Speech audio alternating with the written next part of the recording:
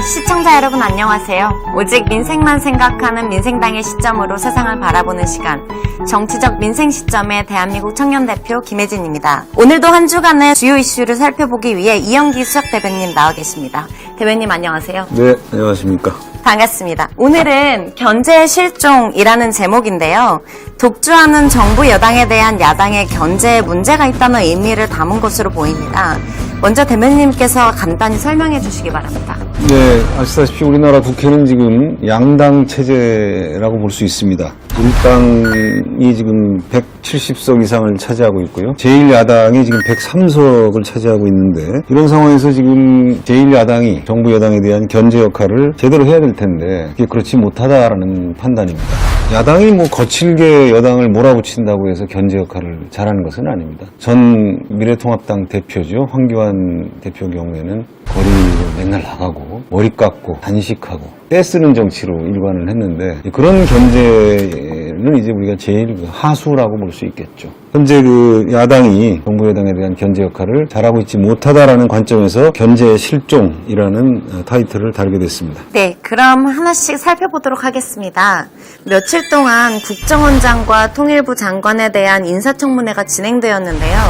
역시 늘 그랬듯이 여야 간 합의는 불가능했습니다.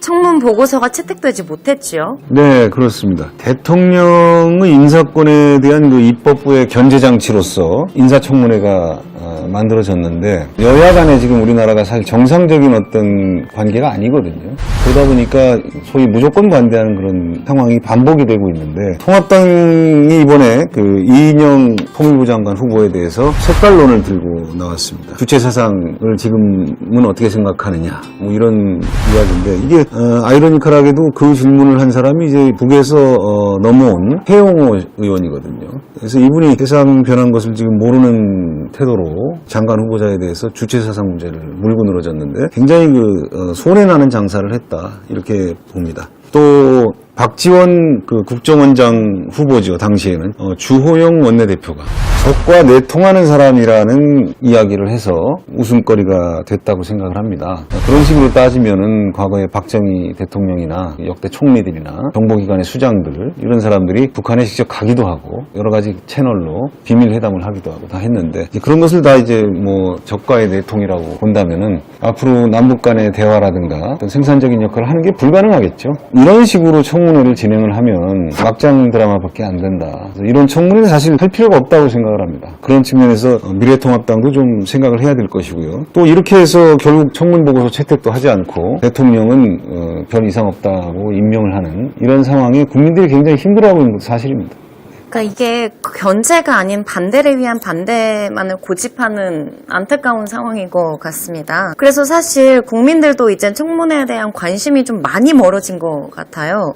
대안을 생각할 때가 된 것 같은데 어떤 방법이 있을까요? 저는 사실 현재 청문회는 불필요하다, 이렇게 생각을 합니다. 왜냐하면 장관 후보자들에 대해서 반복적으로 지적되는 내용들이요, 위장 전입이라든가 부동산 투기라든가 이런 것은 이제 거의 예외가 없는 것 같아요. 그렇다면은 그런 것이 과거에는 다 이제 문제가 된다고 했던 것들인데, 지금 그런 거 다 문제 삼으면 장관 할 사람 없다. 그래서 대통령이 장관 좀 부탁하려고 해도 청문회 무서워서 지금 장관 못 하겠습니다, 이렇게 얘기하는 현실이거든요. 그렇다면 이거는 뭔가 조정할 때가 되지 않았는가. 나라를 위해서 일하라는 거 아니겠습니까? 검증은 하되 비공개로 하는 것도 방법이고요. 비공개로 해서 결과만 발표하는 겁니다. 그럼 여야 간에 입장이 달라서 청문 보고서 채택 안 되면 그 내용이 이유가 뭔지 서로 밝히고 거기에 대해서 입장 얘기하고 또 그렇게 해서 대통령이 선택하게 하는 수밖에 없다고 생각을 하고, 현재 상황에서 사실은 대통령인들 문제 있는 사람을 굳이 임명해가지고 그렇게 욕을 먹고 싶겠습니까? 인사가 만사라고 했는데 대통령에게 지금 상황에서는 인사권을 좀 맡기는 것도 방법이라고 생각합니다. 인사청문회 폐지에 저는 공감하는 입장입니다. 질문을 하나 드리고 싶은데요. 그러면 그 비공개로 진행되는 인사청문회에 참석하는 사람들이나 대상은 어떻게 돼야 될까요? 비공개라는 것은 결국은 청문위원들이 참석하는 청문회는 족하다는 얘기고요. 결국은 수많은 공무원들을 지휘해야 될 장관들인데, 이 사람들이 그 청문 과정에서 사실은 만신창이가 되는 거예요. 그런 상태로 출발을 시키는 것은 별로 현명하지가 못하다. 그런 측면에서 비공개를 얘기하는 겁니다. 그러면 차라리 인사권자인 대통령에게 아예 모든 정권으로 맡기는 게 낫겠다는 말씀이신 거죠? 근데 그거는 이제 인사청문회 제도를 폐지하자라는 얘기와 이제 연결되는데, 사실상 인사청문회가 이렇게 지금 무의미하다는 얘기를 지금까지 우리가 나누지 않았습니까? 별로 달라질 것도 없어요. 야당이 아무리 반대를 해도 여당이 다수를 차지하고 있는 상황이고, 총리 같은 경우는 인사청문회 보고서가 반드시 채택이 돼야 되지만, 장관들 경우에는 채택이 안 돼도 그만입니다. 대통령이 임명을 해야 되겠다라고 얘기하면 그건 막을 길도 없는 겁니다, 사실은. 그렇기 때문에 인사청문회 폐지도 진지하게 좀 검토를 해라. 국민들이 짜증스럽다.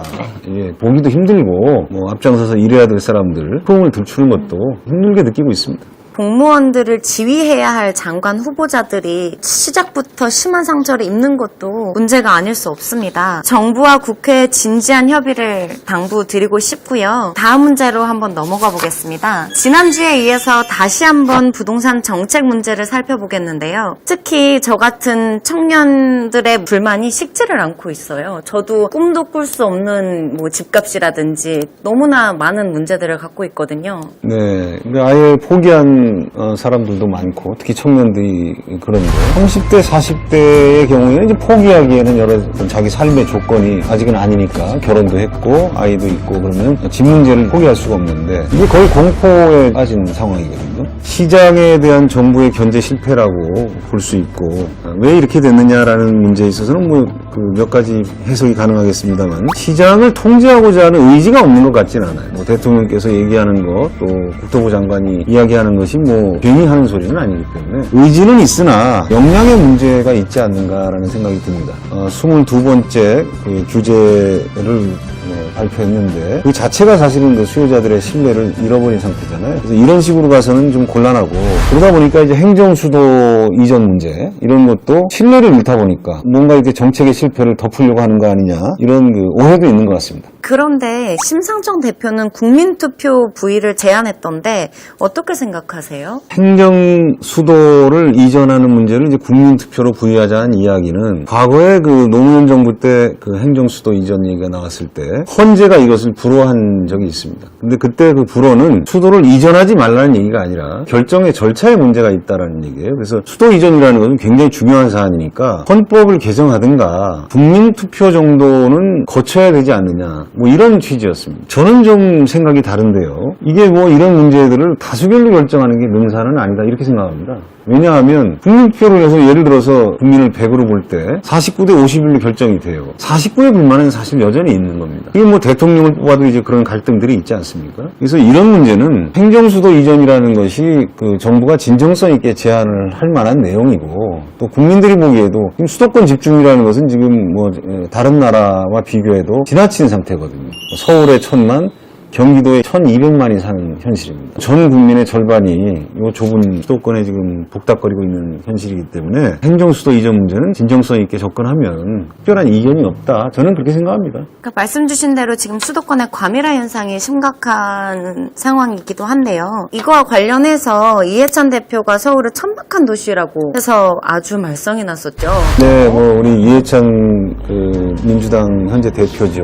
때로는 독서를 하시는 걸로 상당히 유명한 분입니다. 서울에 대해서 굳이 천박한 도시다 이렇게 얘기하는 것은 적절했다고 보지는 않습니다. 그런데 서울이 천박하지 않은 도시냐, 솔직히 그렇게 얘기하기는 어렵다고 생각을 합니다. 여러 가지 개성이 있는 도시지만, 특히 부동산 측면에서 작은 아파트 하나가 20억, 30억을 하는 도시에 대한 어떤 안타까움을 표시한 거였다고 생각을 합니다. 이 문제에 관해서 미래통합당에서 이해찬 대표를 이제 심하게 비난을 하고, 어떻게 서울을 천박하다고 얘기할 수 있느냐 이렇게 흥분을 하는데, 그 자체가 참 너무 우스운 것 같아요. 서울에 대해서 진심으로 어떻게 생각하는지 묻고 싶고, 미래통합당 의원들에게 그 문제를 그렇게 과장되게 곡해할 일은 아니지 않을까. 다만 이해찬 대표께서도 말씀을 좀 조심하셨으면 좋겠습니다. 솔직하시긴 하셨지만 그 위치에 계신 분이다 보니 말씀을 조금만 자중하셨으면 저도 참 좋을 것 같습니다. 네, 그렇습니다. 네, 일단 부동산 문제 정권의 존립을 위태롭게 하는 초대형 이슈가 되어가고 있는 것 같습니다. 참 안타까운 현실인 것 같고요. 네, 세 번째 문제로 넘어가 보겠습니다. 최근 연일 긴장관계로 노출하고 있는 법무부와 검찰의 문제입니다. 두 기관은 당연히 협력 관계이기도 하고 견제도 필요한 관계일 텐데요. 현재 상황을 어떻게 보시나요?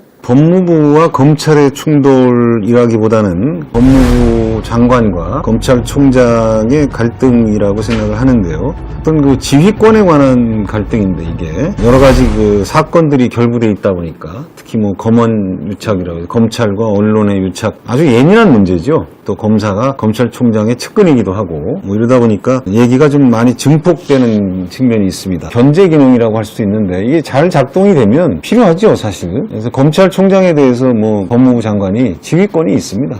뭐 명백한 것이고요. 지휘의 어떤 그 범위라든가 뭐 방법이라든가 뭐 이런 것에 관해서 이제 여러 가지 그 이견이 있는 것인데 다만 대통령이 임명한 사람들이거든요. 검찰총장도 법무부 장관도 뭐 관점에 따라서는 좀 이건 뭐 국정이 좀 혼란스러운 거 아니냐 우려를 낳게 하는 것도 사실입니다. 진위 여부를 떠나서 사실 신뢰를 조금 잃어가고 있는 모습은 아닌가 하는 생각도 들기도 하고 역시 이런 문제는 일반인들이 접근하기에는 너무 어려운 문제인 것 같습니다. 한 가지 우리가 잊지 말아야 될 것은 검찰개혁이라는 얘기를 수년간 계속 반복하고 있는데 우리나라 검찰의 권력은 그 세계적으로도 유례가 없을 정도로 막강합니다. 검찰의 그 권력이라는 게 검찰의 의지에 따라서 순기능으로만 작동하는 게 아니기 때문에 적절하게 조정해야 되겠다라는 관점에서의 검찰 개혁이거든요. 공수처도 만들고 여러 제도적인 보완책도 좀 만들긴 했습니다만 우리나라 검찰은 여전히 힘이 센 거죠. 검찰 개혁이라는 대의에 맞게 조정이 될 필요가 있다고 생각을 합니다.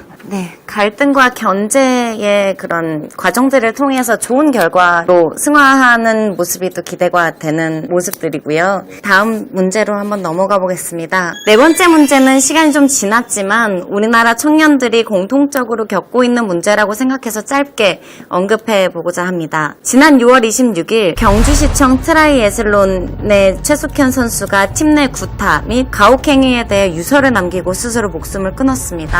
정말 있을 수도 없고 너무나 안타까운 사건이었죠. 이게 이 후진국형 사건이지요. 구타를 해서라도 좋은 성적을 얻게 하려는 시도인데 이게 사실 우리나라에서 너무 흔한 일입니다. 국가대표를 지낸 선수들이 자기 아이만은 절대로 운동선수 시키지 않겠다 이렇게 이야기하는 경우가 꽤 많습니다. 우리나라 코치들이 실제로 코치를 할 방법을 몰라서 강제적인 방법을 쓰는 경우도 흔하기 때문에 충분히 예상 가능한 일이었다. 이런 일이 언제든지 있을 수 있는 환경이라는 측면에서는 반성을 좀 해야 된다고 생각을 합니다. 성적 지상주의, 엘리트 체육에 대한 근본적인 반성이 필요한 상황이라고 생각합니다. 우리나라는 대개 금메달 숫자를 가지고 연일 보도를 하고 국가 순위를 매기고 이러는데 이게 선진국들은 그렇게 하지 않습니다. 그런 것 같습니다. 아까 말씀 주신 대로 최숙현 선수 사건 같은 경우에도 사실 예상 가능한 결과였거든요. 근데 그럼에도 불구하고 이런 상황들을 막지 못했다는 거에 대해서는 사회적 책임도 좀 있는 것 같고요. 그 다음에 말씀 주셨던 대로 은메달을 땄는데도 슬프게 웃는 선수의 모습을 저도 종종 TV에서 많이 봤었던 것 같아요. 근데 그런 모습은 정말 우리나라에서밖에 볼 수 없는 거 아닌가 하는 생각도 들거든요. 예, 대단히 부끄러운 장면입니다. 은메달이나 동메달을 딴 선수가 대단한 성과잖아요. 세계에서 두 번째, 세 번째 성적을 거둔 건데 왜 슬픈 표정이 나오죠? 그 이면을 보면 국가에서 금메달, 은메달, 동메달에 지급하는 여러 가지 보상이 너무 차이가 크다는 거죠. 이런 상황을 만들어 놓고 코치들만 남으라는 것도 문제입니다. 상업적 메커니즘으로 이 체육계가 지금 돌아가고 있다는 측면이 문제입니다. 우리나라 선수들이 실제로 공부를 하지 않고 학교에서도 자기가 맡고 있는 종목의 성적만으로 모든 걸 평가받기 때문에 다른 건 다 희생하고 살아가는 이런 모습은 이제는 좀 없어져야 되지 않을까 생각합니다. 그러니까 점점 저도 이 사회를 살아가면서 1등만 기억하는 사회가 되고 있는 건 아닌가 하는 좀 안타까운 생각도 좀 자주 들거든요. 몇 년 지났습니다만 과거에 삼성에서 광고를 하면서 2등은 아무도 기억하지 않는다라는 카피를 신문 전면에 반복해서 낸 적이 있습니다. 삼성이 이런 일 때문에 욕을 먹습니다. 다양성이 전제가 돼야 되고요. 교육도 학교에서 공부 잘하는 학생들 위주로 교육이 이루어지는 것 자체가 잘못입니다. 선진국에서는 그런 교육의 폐해에 대해서 충분히 인식하고 상황을 많이 바꾸고 있습니다. 근데 우리나라는 여전히 성적으로 학생들을 가리고 금메달이냐 은메달이냐 가지고 차별하고 이런 상황이기 때문에 선수들이 자살을 하고 학생들이 성적 고민에 자살을 하는 세계에서 보기 드문 나라가 지금 돼 있는 거 아니겠습니까? 이것은 우리가 반드시 시정해야 되는 일이라고 생각합니다. 참 안타까운 마음도 많이 들고 또 많은 생각을 하게 되는 사건들의 연속인 것 같습니다. 오늘은 여기까지 하고요. 지금까지 견제 실종이라는 주제로 한 주간의 이슈를 살펴보았습니다. 민주주의 사회는 힘의 균형으로 유지되는 사회라고 합니다. 어떤 개인도 어떤 조직도 항상 합리적이고 옳을 수는 없습니다. 그래서 더욱 견제와 감시 기능이 중요합니다. 대변인님, 정리 말씀 부탁드립니다. 정치적으로는 야당의 정치적 회복이 견제 기능을 활성화시키는 데 굉장히 중요합니다. 저희들 판단으로는 이게 미래통합당이 감당할 수 있는 일이 아니다 그런 생각이 들기 때문에 민생당이 빨리 정신 차리고 새 모습으로 유권자들께 선택받아서 그 견제 기능을 충실히 수행할 수 있도록 저희들이 노력하겠습니다. 새로운 모습으로 인사드릴 때까지 조금만 기다려주시기 바랍니다. 네, 여기까지 하고 저희는 물러나겠습니다. 지금까지 국민을 위한 시사 토크쇼 정치적 민생 시점이었습니다. 감사합니다. 수고하셨습니다.